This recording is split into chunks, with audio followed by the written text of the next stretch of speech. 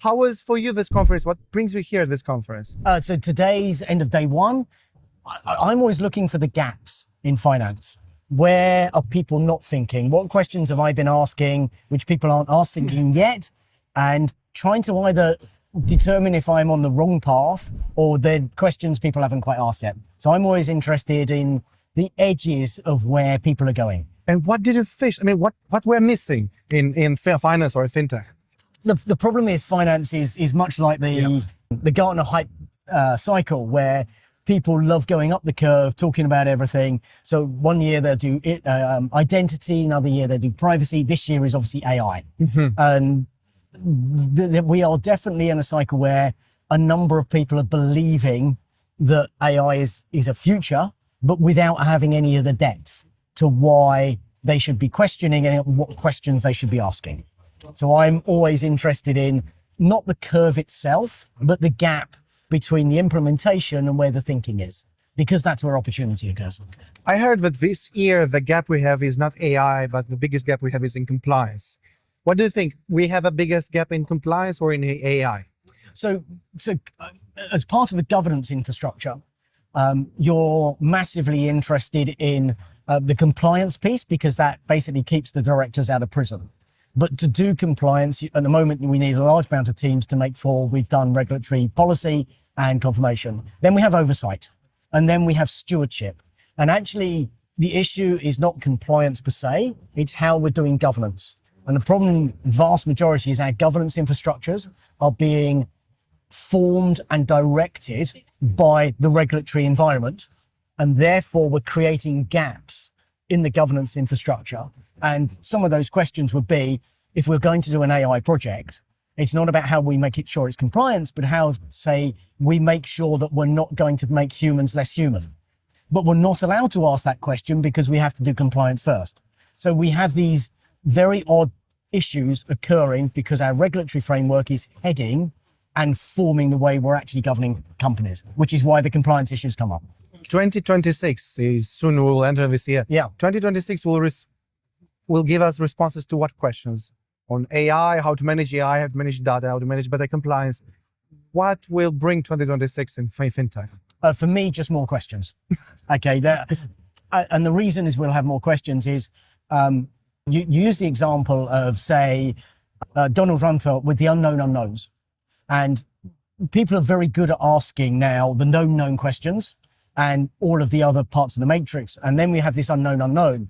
The problem with the unknown unknown, it's unknown to you, it's unknown to me, but something else in nature allows you to see that something's possible. With quantum computing, we're not in the unknown unknown, we're in the unimagined unimagined. It doesn't exist. So we don't have a language to describe where we're going. So the questions we've got are, how do we start to articulate what the unimagined is that we're going to discover? Because they're the things that are not just going to carry us for 26, because in 26, we've got to be implementing for 2030. And if we want better outcomes, we've got to be focusing on the questions we need to ask now to get to 2030. The operations will all happen. 26 will just fly by. Everyone will do a little bit of improvement. But if we're not making humans more human in the actions we're doing, and particularly with finance, we're highly likely to create more distrust in the finance market more than trust. So the banking industry and payment industry, I don't think needs to focus on trust, but how to put humans back in the equation. So you said this is a problem of AI safety or in finance, or this is more a problem of ethical problem of trust in the system, ethical trust of humans for everything that appears on financial market? The issue is trust doesn't exist. It's a bunch of chemistry that happens as an emotion within us. And trust isn't a destination. You trust a little bit more and you can lose trust and gain trust. And it depends on where you are on a series of trust cycles, but it's not an end game. I see. And because it's not an end game, you can't suddenly go, I'm trusted or untrusted. It doesn't exist other than either as a word or a bunch of chemistry within you at a moment in time. And you can wake up tomorrow with a completely different feeling about what trust is. In terms of safety and security, we have a paradigm in the safety world and security world, which is let's build bigger, higher, wider, deeper walls. And AI comes on and says, we will build wider walls faster. We build higher walls faster. And it's like, no. We need a paradigm shift. How do we do immunity?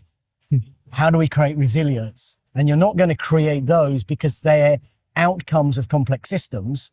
So what are the things you do which makes a system immune? You can't create immunity. You have to create the system which already has immunity built in, much like we do. And for that, you need to create errors. And that means faults and mistakes, because that's how we get immunity and resilience as humans. We make mistakes. Yet what does the one thing the regulator stop you from doing? Making errors, making mistakes, and doing innovation. So we're not creating immune systems because of the regulation. So we have a really complex series of scenarios going on where we're highly likely to miss what's going to happen next. Hence the gaps. I love that facial expression. It's the most comprehensive response that I heard today about what will happen in 2026. Means we'll have a lot more questions. Oh, a lot more questions. You put a lot of more questions today, and I started just to think on everything, and everything goes more fractionalist, on each response.